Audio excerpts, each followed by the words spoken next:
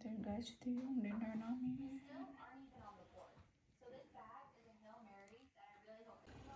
So yun na yung pinulang manok guys, luto na, daming gulay nilagay ko.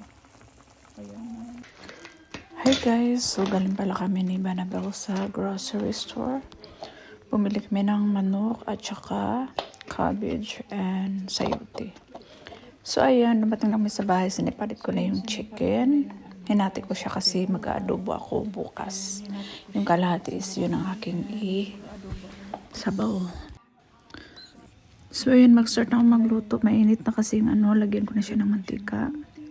Kasi guys, pag magtula ako ng manok, nasanay na ako na umpisahin ko muna siya. Kasi nakakawala talaga yun ng langsa. So ayan, nilagay ko na yung ginger, and then next ko nilagay yung onion. And then of course, nag-add din ako ng garlic para mabango talaga siya. Yan, nilagyan ko ng garlic.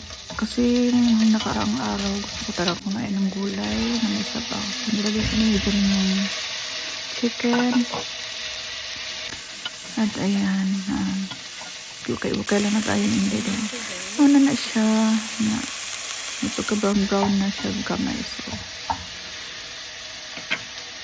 anak ko nga, magkuha ko sa mineral water kaya mag-add ako ng water and nilagyan ko siya ng marami guys kasi gusto ko yung maraming sabaw, gusto nyo yung grandma ng maraming sabaw. Ayan.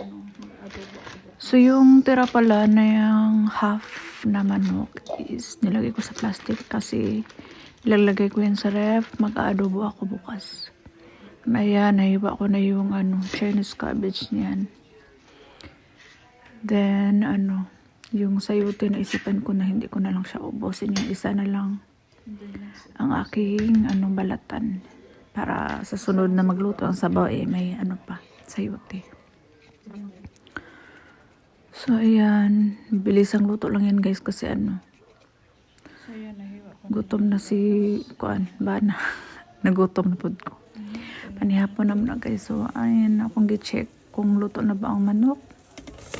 Kung pwede na ba ilunod ang kaning singalan gulay. So nung nanaan ko nga lagyan sa ako siya paminta and then asin. Yan, and then kunting asin lang kasi para hindi naman masyadong malit, and then tinikman ko siya. Kung sakto na ba siya sa timpla okay na siya guys. Kaya hindi na ako nagdagdag ng asin. And of course, nag-add ako ng cubes niyan para may lasa naman. And chinicheck ko pala kung yung rice ko niluluto is luto na ba.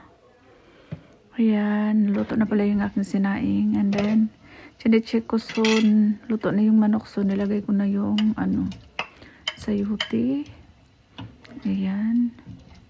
Okay lang ninda ko. And then, check na po na ko siya kung okay na ba ang sayote kay ilunod ako ang Chinese cabbage. So, nalunod na ako tanan.